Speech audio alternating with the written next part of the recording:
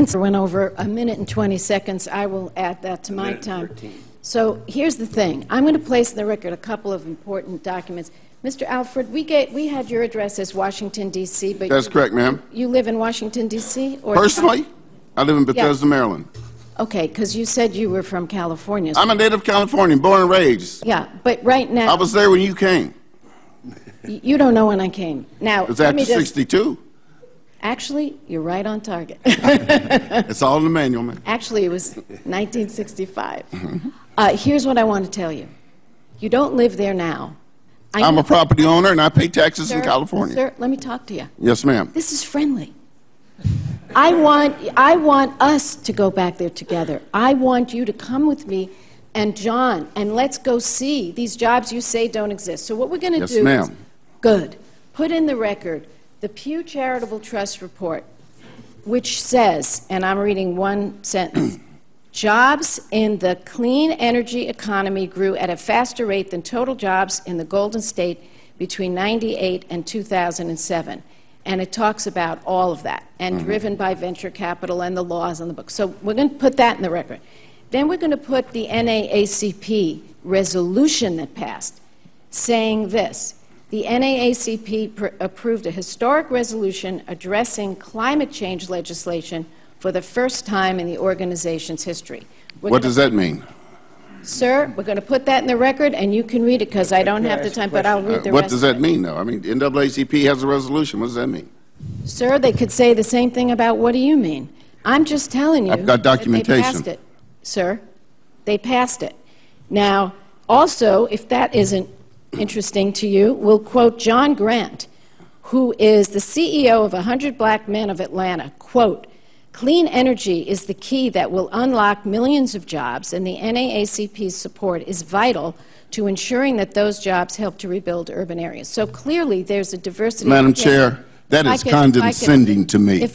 I'm the National Black Chamber of Commerce, and you're trying to put up some other black group to pit against me. If this gentleman were here, he would be proud that he was being quoted. He should have been invited. Just as he would be proud. It is condescending to me. Just so you know, he would be proud that you were here. He's proud, I'm sure, that I am quoting him. All that's condescending, and I don't like it. It's racial. I don't like it. Excuse me, sir. I take offense to it.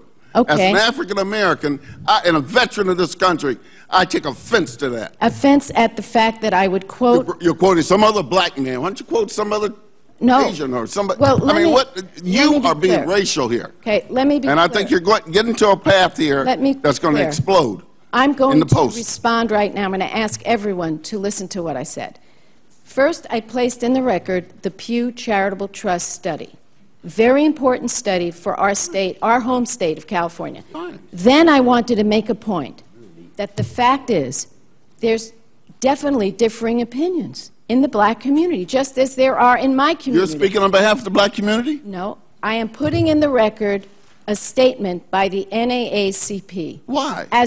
Because I think it is quite relevant. I understand the Pew, I think they're great I understand leadership. the Pew study. But you why don't are you doing the NAACP? Why are you doing the Colored People Association study with the Black Chamber of Commerce? I am trying to show the diversity of support that we have. And I will go ahead and do one more diversity of support. The oil companies. The oil companies. I think they're an important part of this conversation. The oil companies are the ones who funded the very first CRA report that you support. I think it's important to note. I have no idea of that. I'm putting it in the record, sir. ExxonMobil gave hundreds of thousands of dollars for that report. So I think it's important when we have a debate here that we look at the diversity of opinion and who agrees and disagrees. Madam Chairman, I have that's something to put in the record. I've decided to do. I have something to put in the record. Madam. Yeah. Yeah, I think if you're going to put the NAACP paper in the record, I want to enter the actual resolution because it does not endorse this. And I would also say that CRA is well respected and represents a broad group of whoever goes to them and wants to study, they do it. Senator, as I said, we've been looking at energy policy since 1996. And we are referring to the experts, regardless of their color. And for someone to tell me, an African-American, college-educated veteran of the United States Army, that I must contend with some other black group and put aside everything else in here, this has nothing to do with the NAACP and really has nothing to do with the National Black Chamber of Commerce. We're talking energy. And that road the chair went down, I think it's god-awful. Okay, let me say, as someone who's married to a veteran, there's nothing to do with this conversation. I just want to say to you, sir, and to all of my panelists, how much I respect your views.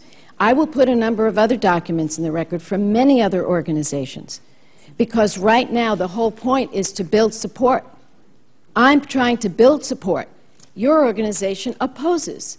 I am showing you organizations that support, and I will continue to do this, and they are diverse. They represent America, just as the opposition does, and that's what I will continue to do. And now we will move